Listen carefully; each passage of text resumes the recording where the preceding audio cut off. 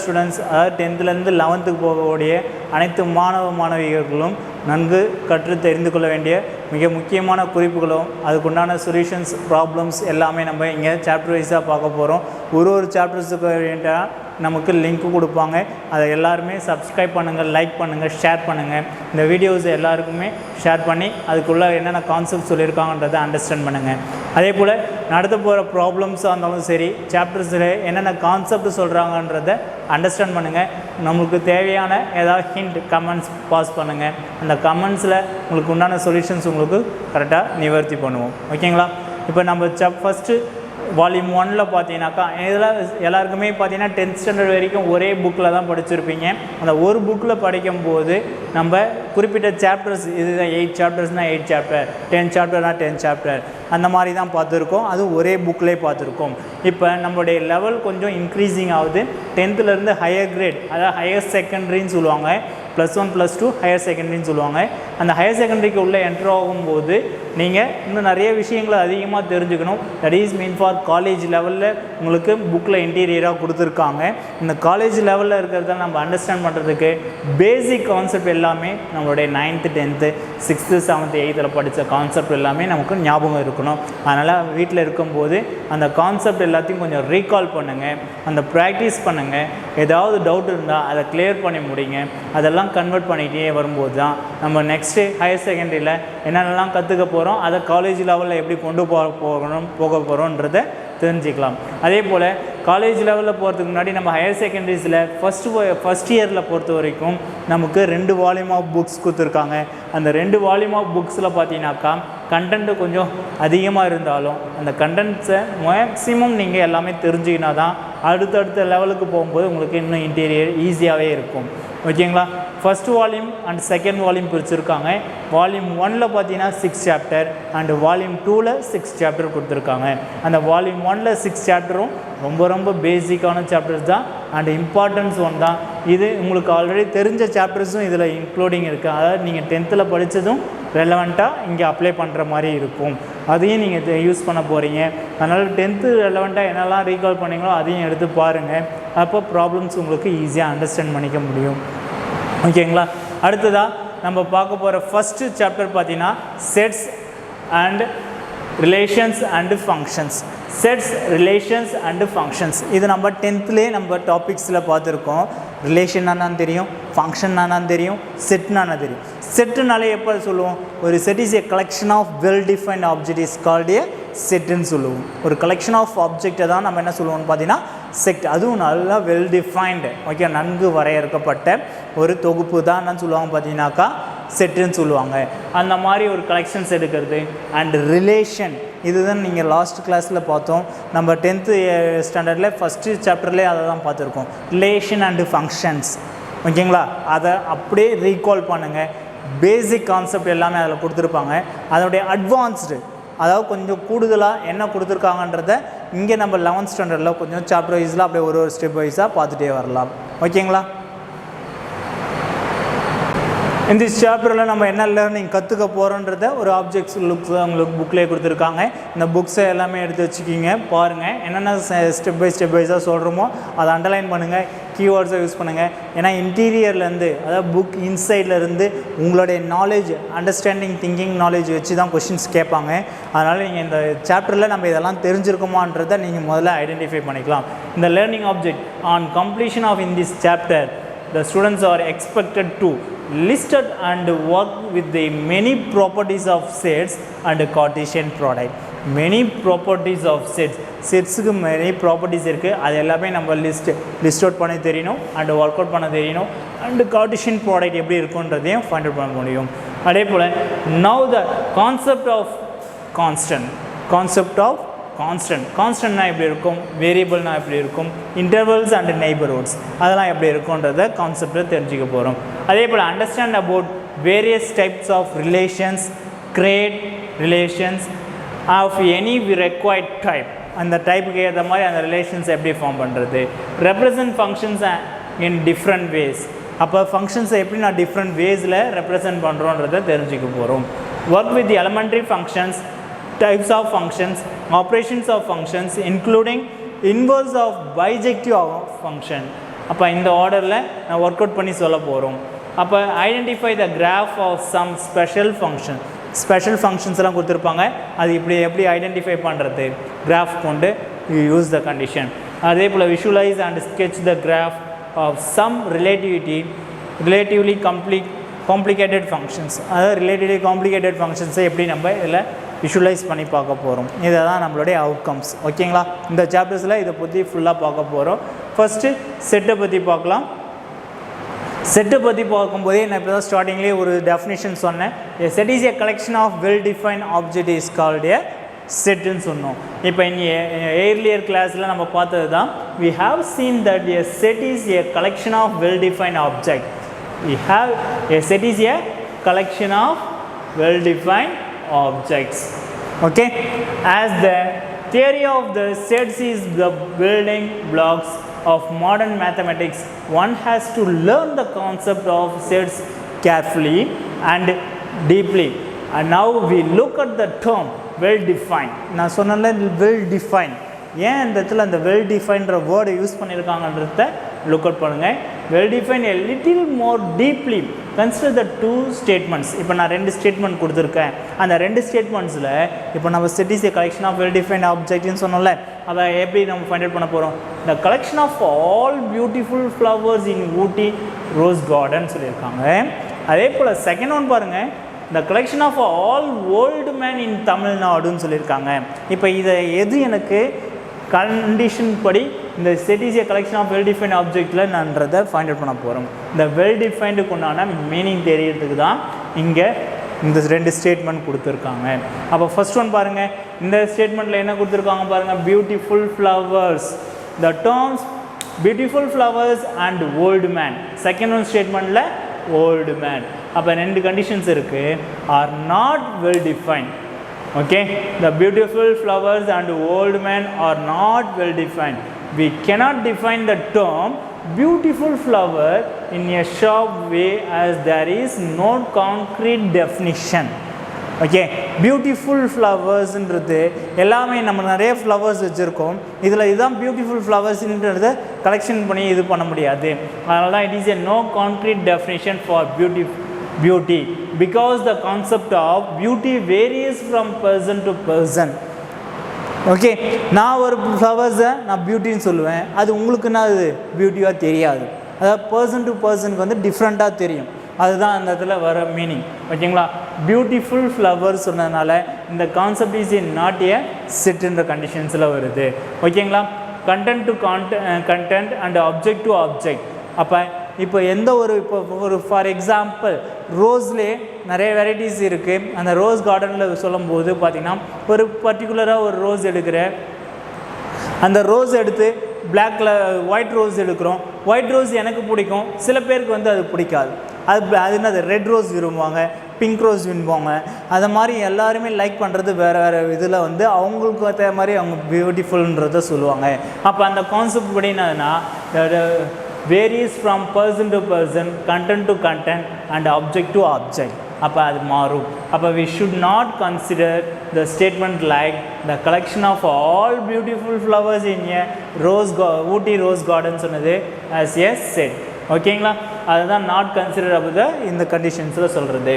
Now can we say the collection of all red flowers in Ooty rose garden சொன்னா is a set. நான் ரெட்ன்றதை அந்த இடத்துல mention பண்ணிட்டேன். Red flowers in Ooty rose garden சொல்லும்போது it is the answer is எஸ்ன்னு சொல்லிக்கலாம். ஏன்னா it is a collection.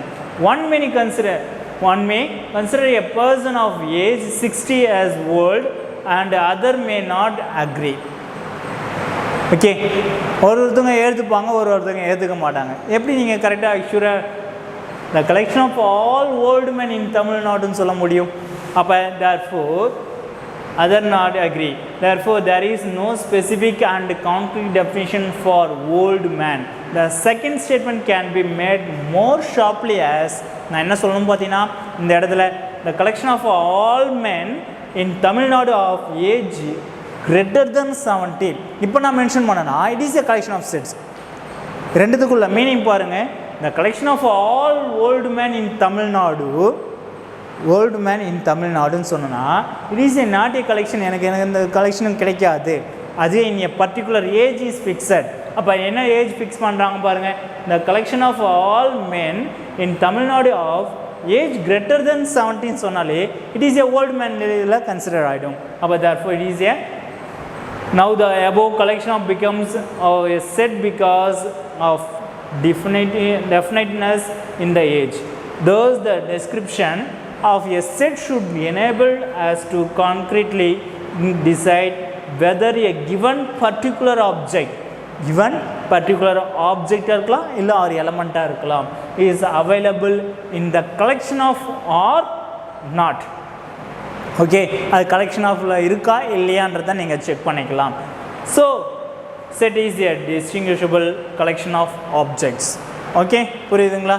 we have also seen and learned to use symbols like. என்னென்ன சிம்பிள்ஸை இந்த இடத்துல லைக் பண்ண போகிறோம், அது எப்படி நம்ம யூஸ் பண்ண போகிறோம். ஓகேங்களா? Epsilon that is belongs to, அடுத்ததாக பார்த்தீங்கன்னாக்கா subset, proper subset, union and intersection. Let us start with the question. If A and B are two sets, இப்போ ரெண்டு செட்ஸை நான் டிஃபைன் பண்ணுறேன். A and B are two sets. So is it meaningful to write A belongs to B? A belongs to B. அப்போ at the first side one may hurry to say that this is always meaningless by telling the symbol belong, that is should be used between an element and a set, and it is should not be used between two sets. The first part of the statement is true, whereas the second part is not true. அப்போ எனக்கு first part is ட்ரூன்னு சொல்லிக்கலாம் and second part is not true. What about in condition? For example, if A equal to 1,2, A is A 1,2 and B equal to 1,2, 3, 4, then A belongs to B. In this section we shall discuss the meaning of such symbols more deeply. அப்போ as we learn in the set earlier classல பார்த்திருக்கோம், the set containing no elements is called an empty set. no element இருந்துச்சுனாக்கா empty set. இதுக்கு இன்னொரு name பார்த்தீங்கன்னா void set. void set, it is usually denoted by, இந்த simple நோட்டேஷன்ஸை ஞாபகம் வச்சுக்கிங்க. இதை எம்டின்னு சொல்லுவாங்க. இன்னும் இல்லைனாக்கா இந்த மாதிரி நல் செட்டில் யூஸ் பண்ணுறது void set.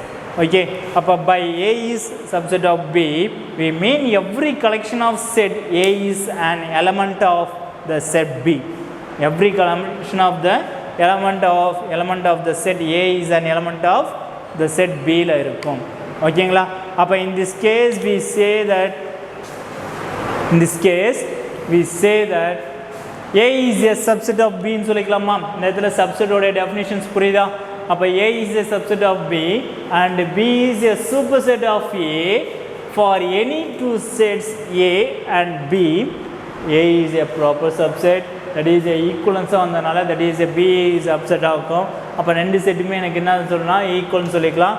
For any set A, the empty set null set and the set A are always subset of A. அப்போ எந்த செட் எடுத்தாலும் அதுக்கு என்ன சப்செட்டாக இருக்கும். These two subsets are called trivial subsets சொல்லுவாங்க. எந்த two subset will be considered about equal and for any set A, the empty and the set A are always subset of A. These two subsets are called trivial subsets ன்னு சொல்லிக்கலாம். புரியுதுங்களா? Further we say about proper subset. What about the proper subset? A is a proper subset of B.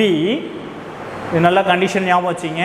A is a proper subset of B if A is a subset of B. A வந்து Bக்கு சப்செட்டாக இருக்கணும் and A not equal to B இருக்கணும். That is B contains all elements of A, at least one element which is not in A. What is one? At least குறைந்தபட்சம் ஒரு எலமெண்ட்டாவது எனக்கு என்ன இருக்கக்கூடாது, not in A, Aல இல்லாமல் இருக்கணும். அப்போ therefore note that as every element of A is an element of A, we have A is proper subset of A. Those any set is a subset of itself. the subset is called a improper subset. In other words, for any set A is an improper subset of A. That is, it is known that every conditions இப்போ சொன்னல at least one element ஆவது A இல்லாம. For example, we write down the statement. இதுதான் உங்களுடைய nature. Number சிஸ்டம்னு already you learn about. Number system எல்லாருக்குமே தெரியும். அந்த நம்பர் சிஸ்டம் தான் இங்கே கொடுத்துருக்காங்க. What about the number system? Natural number, whole number, natural number, whole number, integers, rational and real number. ஓகேங்களா? நேச்சுரல் நம்பரில் பார்த்தீங்கன்னா ஸ்டார்டிங் ஃப்ரம் 1 2லேருந்து ஆரம்பிக்கும். ஹோல் நம்பர் பார்த்தீங்கன்னாக்கா 0லேருந்து ஸ்டார்ட் ஆகும். Integers minus infinity plus infinity. Rational போது ஃப்ராக்ஷனில் வரும். Real numbers all the collection of numbers எல்லாமே இருக்கிறது ரியல் நம்பர்ஸ். ஓகேங்களா? டிசியை கன்சிடர் த புரியுதுங்களா இந்த இடத்துல? Where n denotes the set of all natural numbers or positive integers. W denotes the set of all non-negative integers. Z denotes the set of all integers. Q denotes the set of all rational numbers. And R denotes the set of all real numbers. இங்கே சொன்ன conditions உங்களுக்கு அங்கே கொடுத்துருக்காங்க. இப்போ இதில் ஒரே ஒரு important note பார்க்க போகிறோம். The set of all irrational number is subset of R, but not a subset of any other set mentioned above. ஓகேங்களா? இம்ப்ராப்பர் செட்டில் வந்து இரேஷனல் நம்பர் எடுக்கிறோம்.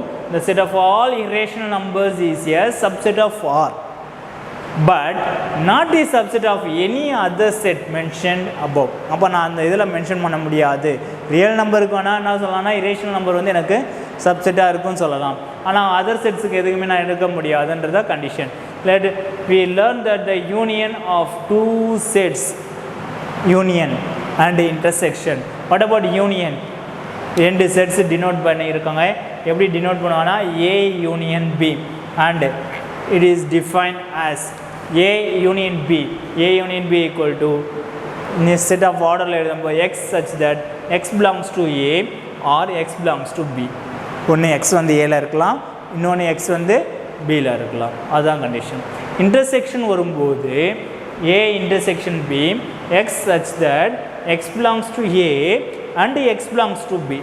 ரெண்டுத்துலையுமே இருக்கணும். இன்டர்செக்ஷன்னாலே ஆல்ரெடி எல்லாருக்குமே தெரிஞ்சது தான். இது இப்போ 9th ஸ்டாண்டர்ட்லேயே படிச்சிருக்கீங்க. யூனியன்னா ரெண்டுத்தையும் சேர்க்கறது, இன்டர்செக்ஷன்னா ரெண்டுத்தில் எது காமனாக இருக்கோ அதை மட்டும் எடுத்து எழுதுறது. ஓகேங்களா? அதனால தான் ஏலையும் இருக்கணும், பேலையும் இருக்கணும்.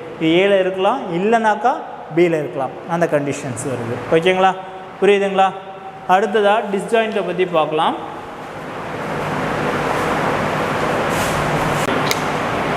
அடுத்தது டிஸ்ஜாயிண்ட் பார்த்தீங்கன்னாக்கா ரெண்டு செட்டு கொடுத்துருப்பாங்க, A and B are disjoint if they do not have any common element. டிஸ்ஜாயின்ட்னாலே இது செப்பரேட் செட், அது செப்பரேட் செட், ரெண்டுத்துக்கும் ரெண்டுமே காமனாக எதுவும் இருக்க போகிறது கிடையாது. That is A and B are disjoint. டிஸ்ஜாயின்ட்னாலே that is equivalence to A intersection B equivalence to empty. இந்த ஆர்டரில் வரணும். ஓகேங்களா? புரியுதுங்களா? டிஸ்ஜாயின்ட்னா இதனால ஞாபகம் வச்சுங்க, ரெண்டுத்துலேயுமே காமனாக எதுவுமே இருக்கக்கூடாது. ஓகே, நெக்ஸ்ட் நம்ம பார்க்க போகிறது power set.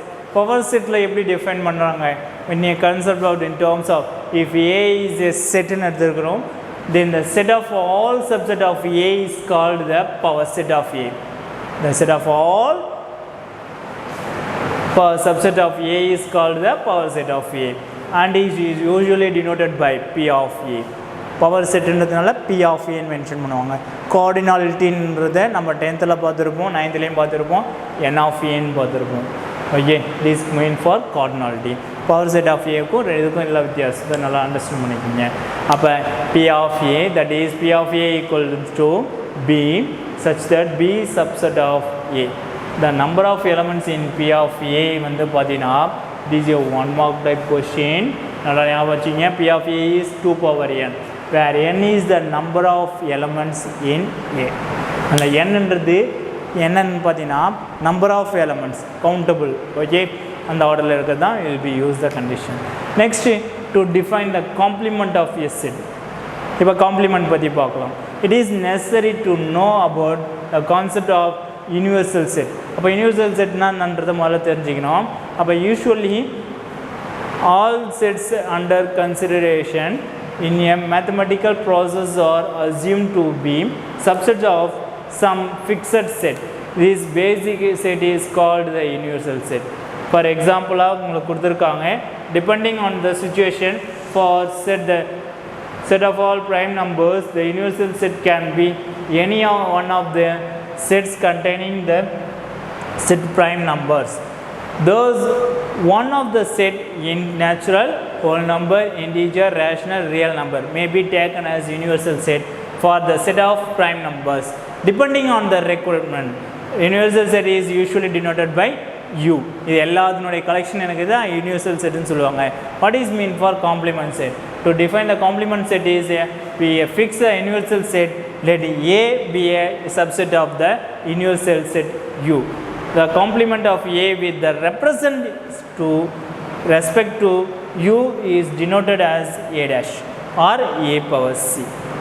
Okay, and define as A dash equals to X such that X belongs to U.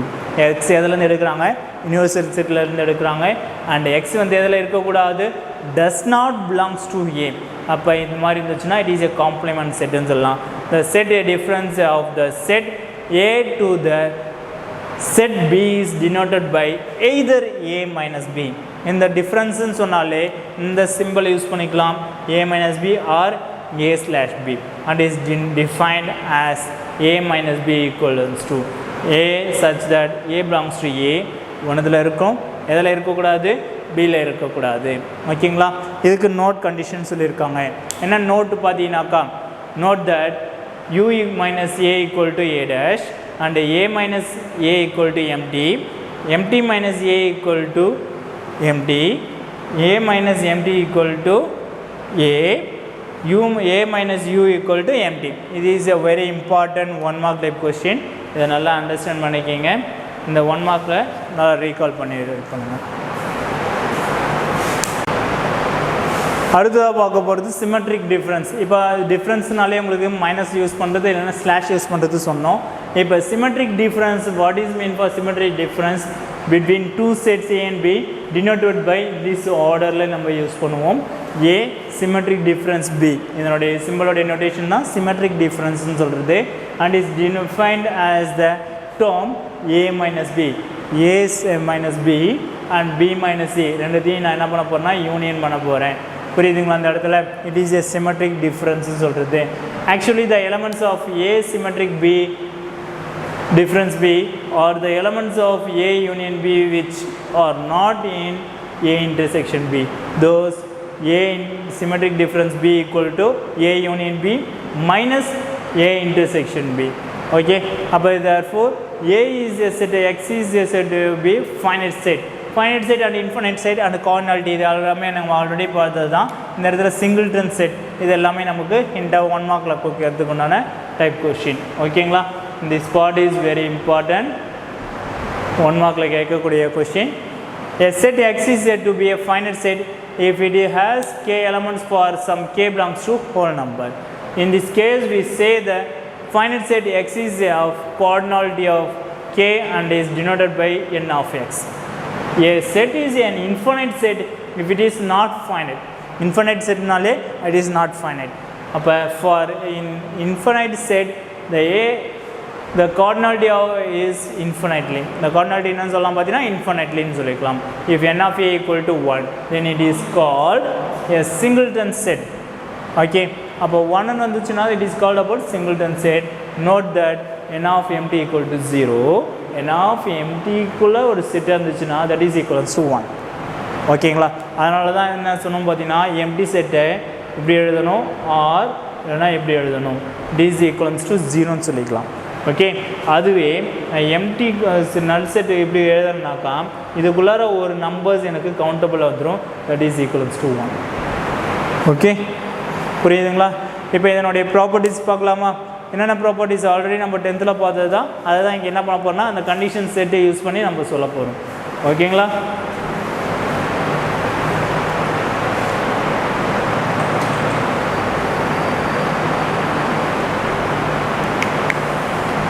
ப்ராப்பர்ட்டிஸை வீட்டில் ப்ராக்டிஸ் பண்ணி ரைட் பண்ணுங்கள்.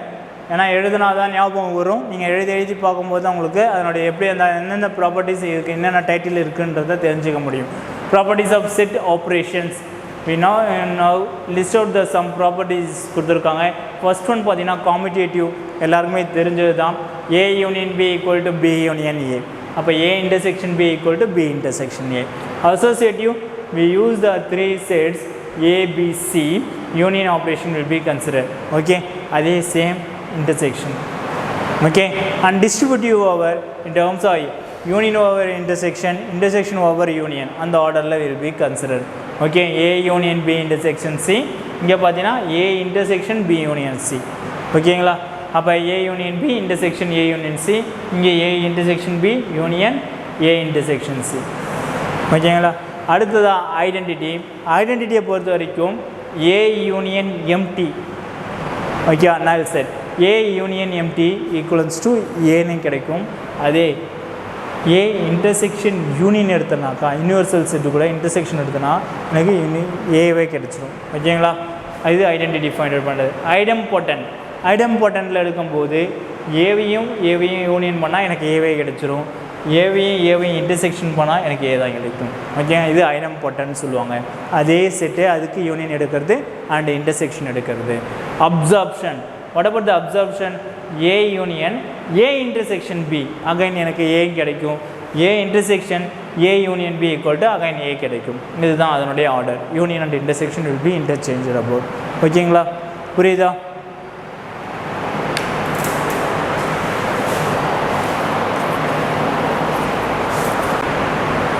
அடுத்ததாக பார்க்குறது நம்மளுடைய டிமார்கன்ஸ் லா. இது நீங்கள் 9th ஸ்டாண்டர்டில் நீங்கள் பார்த்துருப்பீங்க. A union B the O dash equal to A dash intersection B dash set complementation. Okay, அதே போல் A intersection B the O dash equal to A dash union B dash. எல்லாமே recall பண்ணுங்கள். அதுதான் நான் ஸ்டார்டிங்லேயே சொன்னது. நீங்கள் ப்ரீவியஸில் செக்ஷனில் என்னென்ன ஸ்டாண்டர்டில் பார்த்தீங்களோ அது எல்லாத்தையும் ரிவைஸ் பண்ணால் தான் நம்ம இங்கே எல்லாத்தையும் நம்ம அப்ளை பண்ண முடியும். நீ ஹையர் செகண்டரியில் பொறுத்த வரைக்கும். இப்போ நெக்ஸ்ட் டிஃப்ரென்ஸை பொறுத்த வரைக்கும் A difference B union C that is equals to A minus B intersection A minus C. அதே போல் இன்டர்செக்ஷன், அதாவது யூனியன் எடுத்ததை இங்கே இன்டர்செக்ஷன் எடுத்து சொல்கிறது. ஓகே, இது De Morgan's law. On symmetric difference அதுக்கும் சம் ப்ராப்பர்ட்டிஸ் இருக்குது. இந்த ப்ராப்பர்ட்டிஸில் பொறுத்த வரைக்கும் A symmetric B equivalence to B symmetric A. And second one பாருங்கள், A symmetric B symmetric C, அதாவது அசோசியேட்டிவ் கண்டிஷன்ஸ் யூஸ் பண்ணுறது. இந்த இடத்துல காமுடேட்டிவ் கண்டிஷன்ஸ் சிமெட்ரிக்கில் யூஸ் பண்ணுறாங்க. அடுத்ததாக பார்த்தீங்கன்னா இது டிஸ்ட்ரிபியூட்டிவ் ஓவர். ஓகே, அப்போ therefore in terms of what about in terms of A intersection B symmetric C equal to A intersection B symmetric A intersection C. And empty set and universal set, empty செட்டுக்கும் universal செட்டுக்கும் எப்படி use பண்ணுறது? and empty set and universal set, emptyக்கு complementation equal to union, அதே யூனியனுக்கு complementation equal to empty. அதே போல் A union A dash equal to universal set, A intersection A dash equal to empty. இதை நல்லா பாருங்கள். இதெல்லாமே 1 மார்க்கில் ஆப்ஷனில் ABCடியில் மாற்றி கேட்பாங்க. எந்த டைப்பில் கேட்டிருக்காங்க, which one of the following is true, which one of the following is not true, அந்த மாதிரி கேட்பாங்க. A union equal to universal set equal to universal set கிடைக்கும். A intersection universal set equal to A கிடைக்கும். Next one பார்த்தீங்கன்னா cardinality நம்ம last இதில் பார்த்துருக்கோம். For any two finite sets A and B, n of A union B equal to n of A plus n of B minus n of A intersection B. ரெண்டு sets எடுக்கும்போது if A and B are disjoint finite setsன்னு சொல்லியிருக்காங்க. அப்போ disjoint finite setனாக்கா இந்த intersection part எனக்கு வராது. அதான் n of A union B equal to n of A plus n of B. அதே எனக்கு 3 செட்ஸில் இருந்ததுன்னா எப்படி கார்டினாலிட்டியில் சொல்லலாம்? n of A union B union C equal to n of A plus n of B plus n of C minus n of A intersection B minus n of A intersection C minus n of B intersection C plus n of A intersection B intersection C. ஓகேங்களா, இது வரையும் நம்ம பார்த்தது எல்லாமே understand பண்ணியிருப்பீங்க. இது எல்லாமே recall பண்ணுங்கள். எல்லாமே ப்ராப்பர்ட்டிஸ் அண்ட் டெஃபினேஷன்ஸ் அது எப்படியெல்லாம் யூஸ் பண்ண போகிறோன்றதான் நம்ம சாப்டருக்குள்ளார இன்டீரியராக பார்த்துருக்கோம். இதே போல் இன்னைக்கு உங்களுக்கு ஹோம்ஒர்க்ஸ் பார்த்தீங்கன்னாக்கா இன்றைக்கி பார்த்த ப்ராப்பர்ட்டிஸை will be read and write. Okay, நீங்கள் வீட்டிலே ரீட் பண்ணி பார்க்காம எழுதி பாருங்கள். அதை வாட்ஸ்அப்பில் சென்ட் பண்ணுங்கள். Okay, thank you to all. Remaining இருக்கிறத நெக்ஸ்ட் கிளாஸில் பார்க்கலாம்.